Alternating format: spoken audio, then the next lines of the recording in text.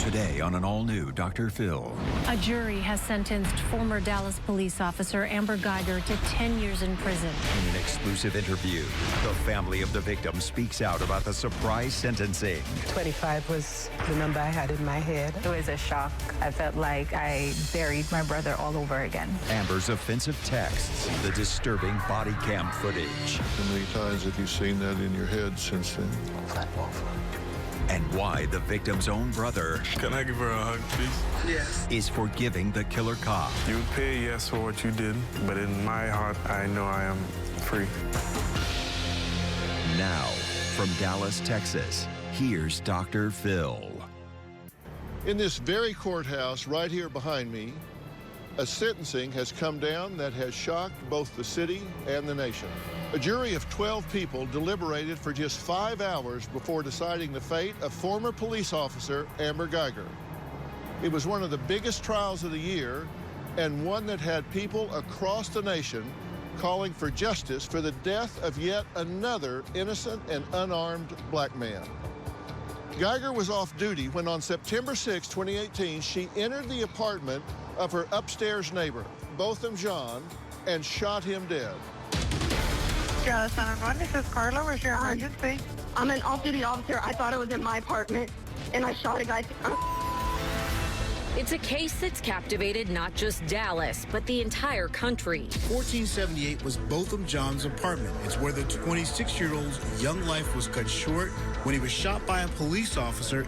John was shot in the place he should have been safest, his own home. She was still in uniform when she encountered Mr. Jean in the apartment.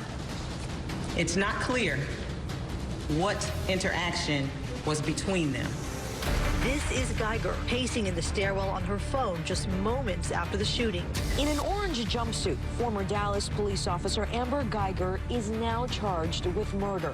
Amber Geiger's lawyers say the shooting was an accident, that she was off duty for the night and entered the wrong apartment by mistake, the one directly above her own. This footage shows the chaotic moments after Amber Geiger killed Botham Jean in his own home. She mistook 26-year-old Botham Jean for a burglar in her apartment when she opened fire. Geiger testified she heard loud shuffling inside the apartment she thought was her own. Why did you fire?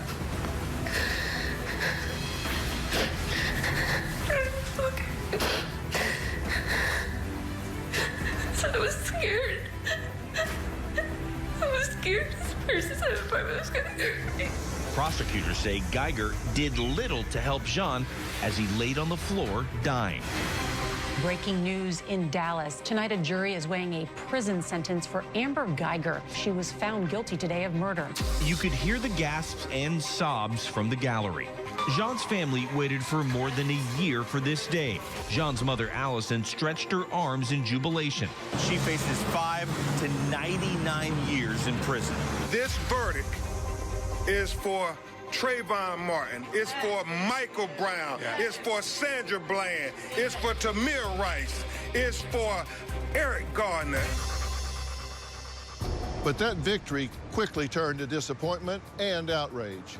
Geiger was facing anywhere between 5 and 99 years.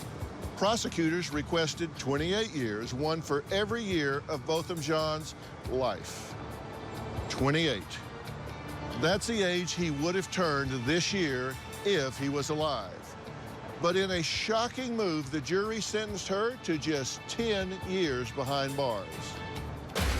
A jury has sentenced former Dallas police officer Amber Geiger to 10 years in prison. Geiger's sentence today sparked both outrage and an emotional moment of forgiveness. No justice, no peace! No justice, no peace! At the same time, inside the courtroom, a dramatic scene was unfolding. I forgive you. Botham Jean's 18-year-old brother, Brant, told Geiger that he didn't want to see her rot in prison and that he had one request before she was taken to her jail cell. I love you as a person, and I don't wish anything bad on you. I don't know if this is possible, but can I give her a hug, please? Geiger's attorney called it humbling and the most amazing moment he had ever seen in a courtroom. Today, in an exclusive interview, for the first time, Botham Jean's family is sitting down all together with their attorneys to react to what they say is a devastating sentence. Let me begin by saying I am so sorry for your loss. Thank you. I mean, I just don't even have the words to say how sorry I am for your loss. Yeah. Thank you for sitting down with me. Yeah. We're going to talk a lot about your son as it goes on, but I want to kind of bring us current with where we are. Were you surprised that the defendant in this case was found guilty? No, I wasn't surprised, no. Why were you not surprised? You felt they... When I listened to the facts of the case, it led me to believe that. And you too, you thought it was... Yeah, the same thing. I think the prosecution worked very hard to bring out all of the facts of the case, and the defense's arguments were not as strong. So I had a feeling that it would lead to the outcome that we got. We, the jury, unanimously find the defendant, Amber Geiger, guilty of murder as charged in the indictment. Well, let's talk about the sentence then. When the sentence came out, this is murder. She could get 5 to 99 years. They asked for 28, she got 10. How did you feel about the sentence? Well, this one shocked me. That did shock you? Yeah, this one shocked me, yeah. Never expected it to be so low, the years. I felt the same, it should have been about 25 to 28. We all know you go to the courthouse to get legal accountability. You don't go there to get justice. We refer to it as the justice system, but there's no justice in the courthouse, because the justice would be to have your son back. That's right. That's the only justice, right? To have your brother back. That's right. There's no justice in the courthouse. There's just some measure of accountability. There's no justice. But what would have been a fair accountability in y'all's thinking? I was expecting, I think I would have felt better if it was anything more than 15 years. I was expecting 15 years. So with the 10-year sentence, it was a shock. I felt hurt. I felt like I buried my brother all over again. Really? Yes. You felt violated again? Yes. Did you feel the same way? Yeah, a little bit. Yeah. Yeah. How about you? I expected more, and 25 was the number I had in my head. But when I consider no matter what the sentence, it wouldn't bring my son back. So my aim is for her to reflect on her actions during the time that she spends in prison, no matter how long. And I'm even more comforted knowing that she's going to be spending that time in solitary confinement, which means that for 23 hours of the day, she will not be able to see the sunlight. So I also recognize that the decision was made by a jury of 12. So it is what they felt coming out of the facts of the case that was deserving of her. So there's nothing I could do but to accept it. We have to address the elephant in the room. This is a white, blonde-haired, blue-eyed police officer, and Botham obviously is a black man. Did that play into this? I think it did. You think so? Yes. How so? Do you think that she got a lighter sentence because of that? Had it been the other way around, Absolutely. What do you think would have happened? I think he would have gotten life. And I think if it was the other way around, we wouldn't even have to wait so long for the trial because we've seen the injustice that takes place in America. And I thought that the jury was made up of more women than men. So I believe we have that tendency as women to be more sympathetic, especially to our own. She was a woman as well. So I believe the conviction for murder is one that took a lot of courage from the jury, but then the sentence seemed to have been, I'm just guessing that it was influenced by the women. So when the verdict came back, guilty, was this a moment of victory, of accountability? Relief. At least someone had been held accountable? Yes. And that's how I felt satisfied that she has been convicted, and I was pleased with that.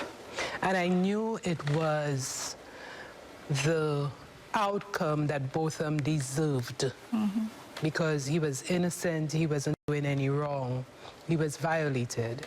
So a conviction of murder is one that was deserving. Right. I cannot see my boyfriend again, and I will not have him again. Right. So I did not jump up and showed my excitement and my joy. Take me through the arc of that. When was the last time you did see both of them? When was the last time you saw him, and what was the exchange between you and your son? Coming up. He said he was shot through his heart and he died. Oh my God. You were the first one to learn. I'm so sorry. And later. At the sentencing hearing, you asked if you could hug her. Can I give her a hug, please? I don't want to live the rest of my life saying I hate you. I wish I could get you back. Monday, they took their teenage daughter offline. I was an e-girl. I said a lot of sexual stuff for attention. But that didn't stop the nude selfies and... You walked in on her having virtual sex with a boyfriend at 16. Now, will they lose their daughter? He loves me. But he hasn't met you. To an older boy she met online. We did track him down, and he's agreed to talk to me. No matter what you guys say, I'm moving out. I have my bags packed. That's Monday. Then on Tuesday. I'm 83 years old. She's having sex with an average of 3 different partners a week. You decide what you love. I love sex. You like younger guys. Well, I'm too old for you, right? That's Tuesday. We now return to Dr. Phil in Dallas with the family of Botham Jean as they react to the killer cop's sentencing. When was the last time you saw both of them? The same time with him. Or you guys were together? Yes, we were together. I was in New York with my daughter, Elisa, and I had surgery, and both of them came over to see me that weekend. Were you close? Absolutely, very close. Yeah. In fact, he tried to surprise me on that visit to New York. But I think because I just had surgery, Elisa didn't want me to get too excited. Well, yeah, too excited. Yeah, so she told me. But I still looked surprised when he came in. Yeah. When was the last time y'all saw him? Did you see him right before or recently? I saw him summer 2017. Were y'all typical brothers? Yeah. Did you tease each other, have a good time? Yeah. Who was the biggest cut-up, you or him? Him. Him. Him? Yeah. When was the last time you saw him? I saw him in May 2018. I came to Dallas to visit during spring break. We spent time together. How did each of you find out this had happened? Was it a phone call? Did someone come and tell you? How did you learn this had happened? Because since this happened, I've been watching this since it happened. I have 2 boys about this age. When I read about this, my stomach just went up in my throat. I just thought, oh my God, what would I do? As a dad, how did you find out about it? About 1 a.m., my wife called me. She didn't get me. I knew it was something wrong once the phone is ringing at that hour. I heard a voice on the other end. I'm wondering what is going on. Is she ill? And then she revealed that both of them was shot. She could not even complete. See the words of the crying. Both of them were shot in his apartment, and he died. I was just, well, I couldn't process that. I just sat on my bed, could not say much. He's an accountant. Yeah. I mean, it's not like he's a police officer or something that would be in a risky situation. He's an accountant. That was unbelievable. And how did you find out? Well, I was with Elisa in New York at the time, and Elisa was the one who got the call. Oh, my God. You were the first one to learn. Yes. I'm so sorry that happened to you. Thank you. Who called you? A social worker at Baylor Hospital. She called, and she asked me if I know Botham Ja. I said, yes, he's my brother. She said, she asked me to identify, basically to identify him. And then I stopped her and I said, what's wrong with him? I thought it was a car accident. Of course. And she said he was brought in because he was shot. She said all she knows, he was found in his apartment. And then I asked, is he alive? And she said, I'm sorry to tell you that he succumbed to his injuries. And I said, what are you saying? Because it didn't sink in. And she said he was shot through his heart and he died. And you contacted your brother? My mom called, I tried to get my dad. It was my phone. And it was about maybe 2 a.m. And I picked up my phone. And then she asked to speak to my dad. And she sounded worried. So then I got up and went to his room. He was asleep. I gave him the phone. I knew it was bad, so I waited. You didn't know when you... No, I didn't know. I waited, while he was on the phone. And I kept asking, what happened, what happened? And it took him about 10 minutes to, all he said was both of them. That's all he said. Another 5 minutes later, I heard he was shot. And then that's all I knew for about, half an hour. I tried to go to bed. I was just on my laptop, and then when I fell asleep again, there were about 5 people at my house, probably about 3 a.m. Well, you all had to see something that was horrific, and we're going to talk about it right after the break. Coming up. You were surprised to see body cam footage. When I thought it was over, I opened my eyes. There he was on the floor. It was really disturbing. We now return to Dr. Phil in Dallas with the family of Botham Jean as they react to the killer cop's sentencing. Body cam video of an arriving officer is introduced into evidence. It showed Geiger just moments after the shooting and Botham Jean's final moments alive.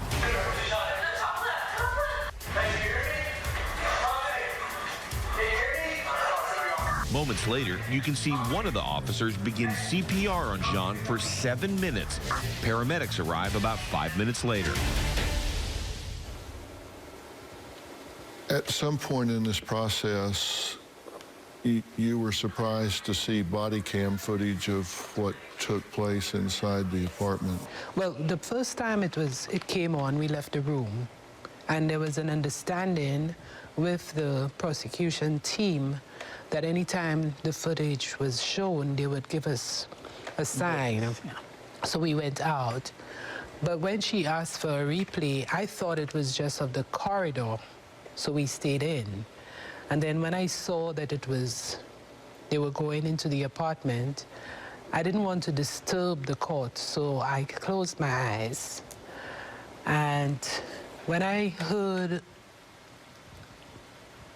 a lull, or when I thought it was over because there was no more sound, I opened my eyes,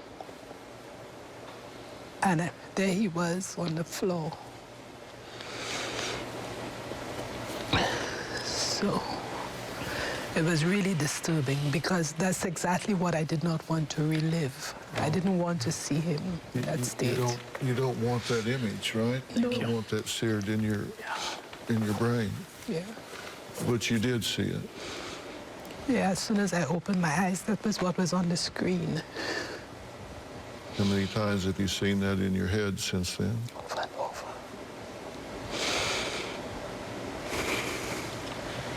Did you two see it? Yes, we stayed. Yeah. Did you want to see it?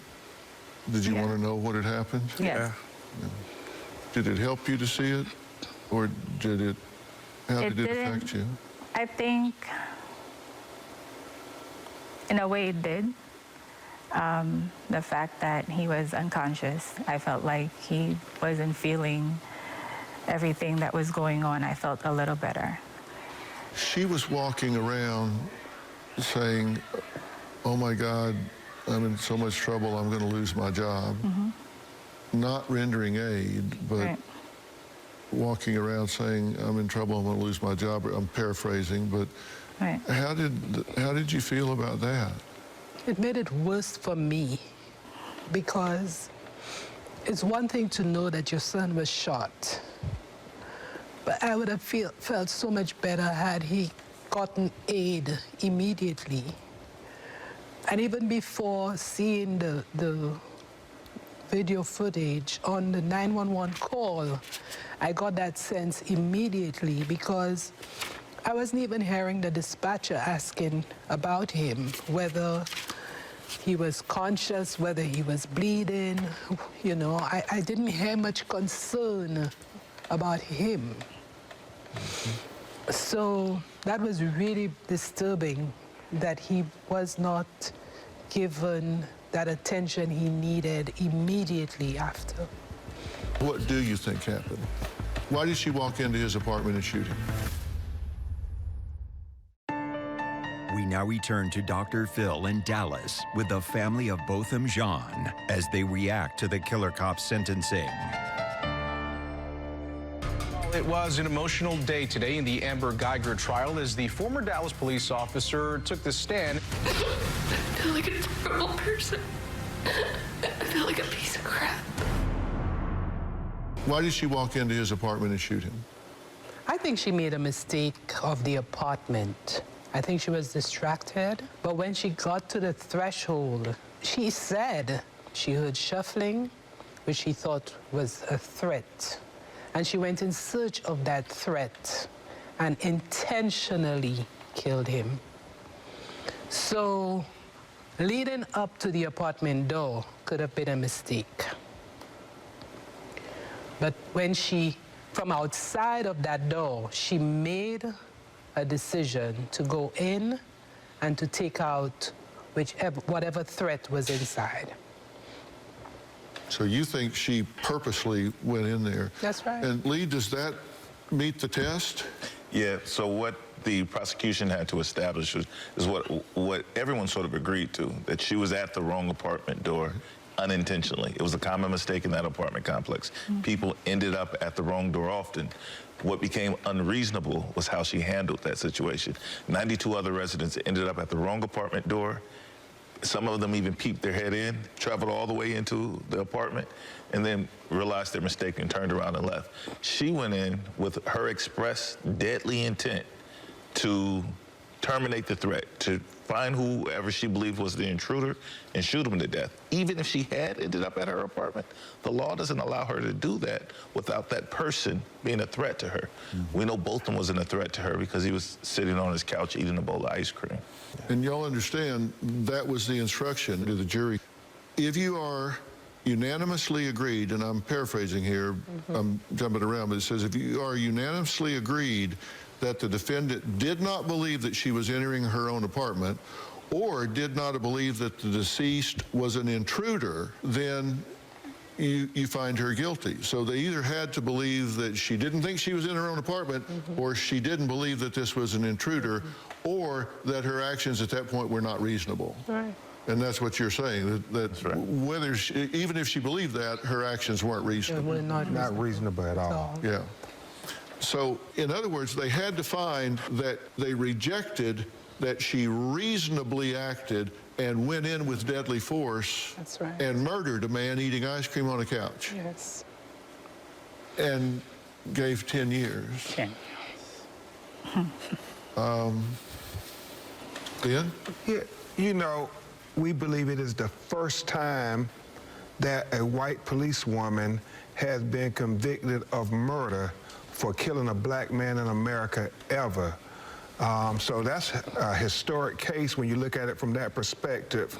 And what we are trying to do is make sure with this history lesson, America gets a teachable moment, that we have to teach police officers they have to change this shoot first, ask questions later mentality when it comes to interactions with black and brown people. De-escalation, conflict resolution, diplomacy. She had all those opportunities before she entered that apartment, but she went in with this notion that it's a threat and I'm gonna take them out, and it happened to be one of the brightest lights the world has known. Look, everybody knows I am a very big advocate and proponent of law enforcement. I think in the main, we have African-American officers, men and women. We have Caucasian officers, men and women. And in the main, I think they all try and do a good job. But there's a curve, and there are some that don't. That's right. There are some that put their lives in jeopardy to save anyone, save every one of you, me, and then there are those that shouldn't have a badge and a gun. Right. And every police chief in America will tell you that. Yeah. You know, I stand for law enforcement in America, but that doesn't mean they all do the right thing all the time, and there definitely was accountability here. There were offensive text and statements that were shown in court. Were those offensive to you? We now return to Dr. Phil in Dallas. Amber Geiger's former partner, Officer Martin Rivera, testified about the racy messages they exchanged the day she shot and killed Botham Jean. Would you send provocative photographs of yourself to Amber Geiger? Yes. Want a touch? Read one Geiger sent around 9:30 that night. 30 minutes later, she texted, "I need you, hurry." And then, "I messed up," but using an expletive. Prosecutors say she typed while on the phone with 911 reporting she'd shot Jean. There were offensive text and statements that were shown in court. That's a text that she sent to her partner about getting drunk. That was the same day that I was sitting planning my son's funeral. So that one was the most offensive to me. It did not show remorse, because I couldn't imagine that someone had killed another person and was thinking about getting drunk and, you know, having a good time with her friends. So all of the act out in court didn't mean much to me because of what was revealed. What does that say to you about her? I just thought she depended on her police privilege and her white privilege and thought that she would have been able to get away, because 2 days after she had done that, we were told that it was just a simple mistake and she was so sorry and she was so remorseful. I felt that if we did not stand up for him, his death would have just gone down like just another black man.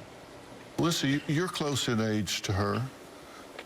If you had done something like this, made a mistake like this, if it was a mistake, certainly an error in judgment, can you fathom 2 days later doing something like that? No.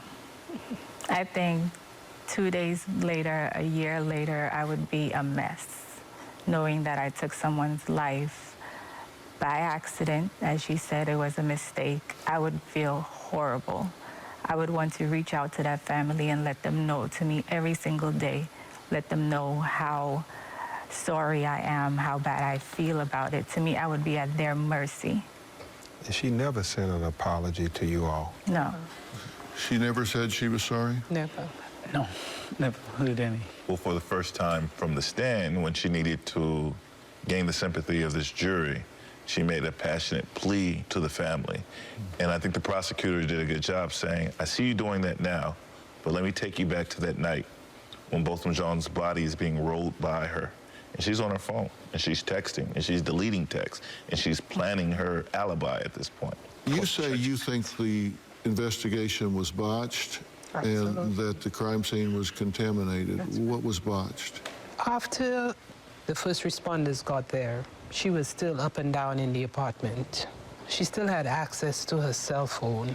She was taken away, then she was pulled back. Body cams were turned off, dash cams were turned off. There was concealment of evidence. There was deletion of evidence. What seemed to be corrupt practice by members of the police department. So both of them, to my mind, did not get a fair chance. 2 days after this murder, we met with the lead investigator, and he said at the start of his investigation that he had already concluded that Amber Guyger just made an innocent mistake. It was no surprise at the conclusion of his investigation, he didn't feel like she did anything wrong. When you look with your own eyes, that they tell the police union president says, turn off the vehicle recorder in the car. They don't do that for any other criminal suspect who's just murdered an innocent person, and they tell her, don't say anything. They like giving her warnings, and you don't hear her ever say she was in fear of her life or both of them was a threat on the 19-minute 911 call. It's only after they conspire to get the story together, because the U.S. Supreme Court has told police officers in Graham v. Connor, if you say you feel threatened, when you kill a person, especially a person of color, that's your get out of jail card free. Some things happened at the sentencing hearing that brought the judge to tears, brought the judge off the bench. We'll be right back. Coming up. You asked if you could hug her. I don't know if this is possible, but can I give her a hug, please? I thought the cameras were off. I don't want to live the rest of my life saying I hate you. I wish I could get you back.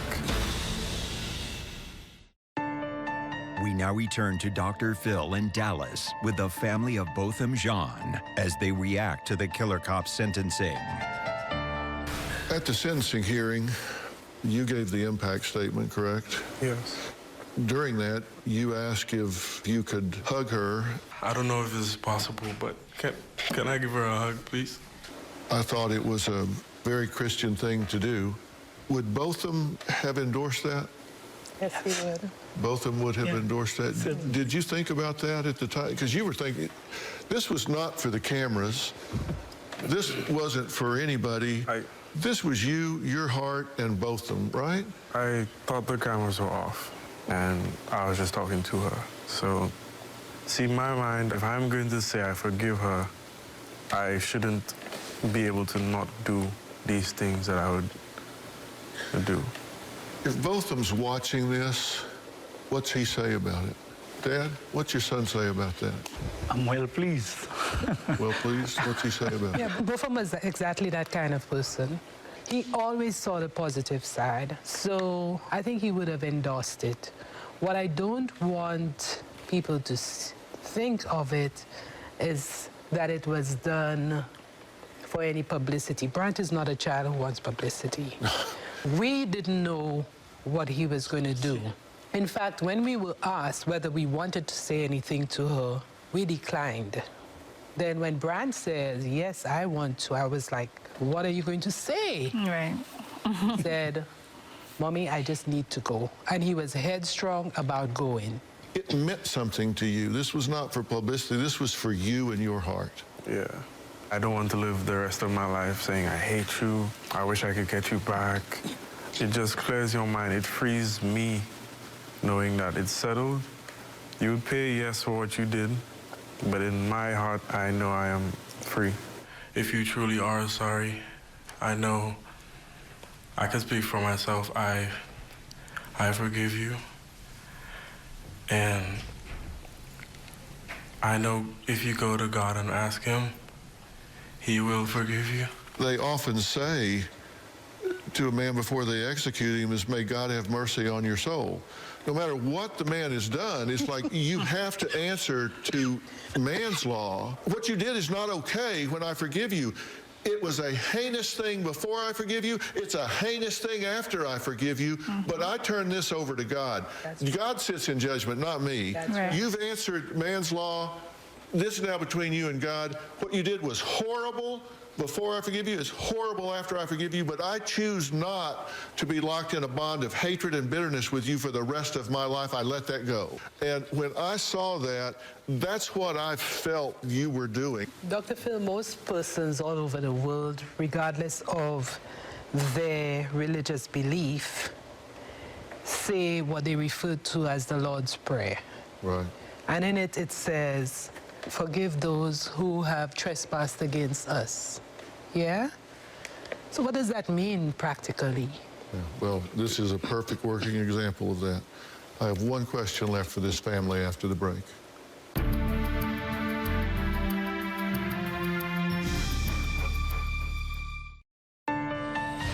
We now return to Dr. Phil in Dallas with the family of Botham Jean as they react to the killer cop's sentencing. At the break, I said I had one question left for y'all. I have two. You guys have called for peace and order from day one, minute one.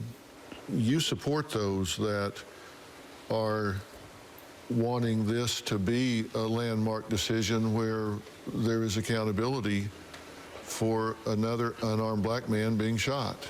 The Christian faith teaches forgiveness, but it does not excuse the crime. Right. That's right. And so we have to make sure that this is a teachable moment, because how many hashtags are out there, Dr. Phil, that we already know about where it was unjustifiable killings?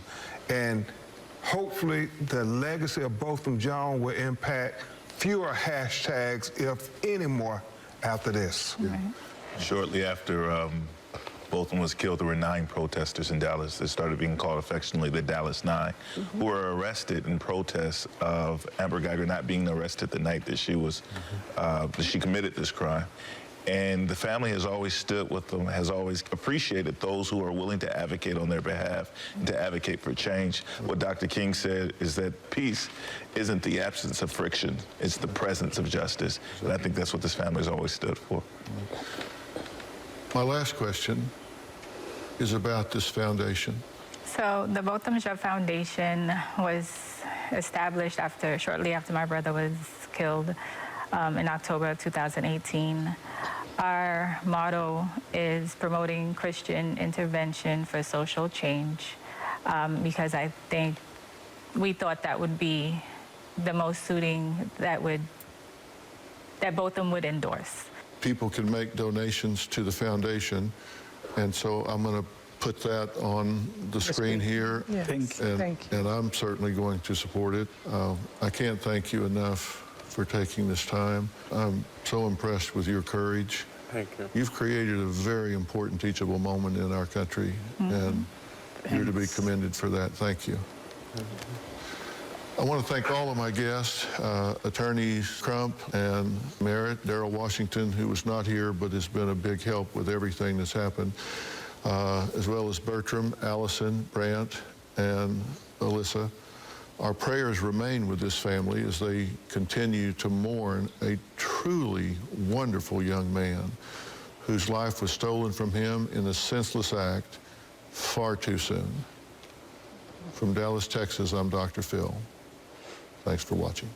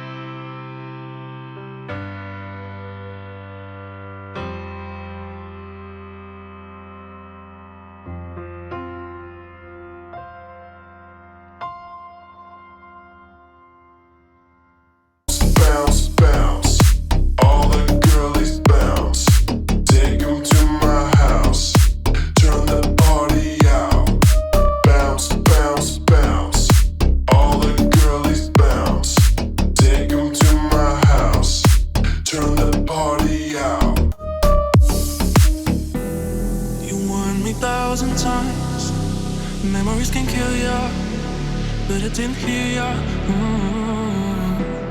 I thought that I could fly, but woke up on the asphalt. I swear there was the last time. I've always been naive. Call it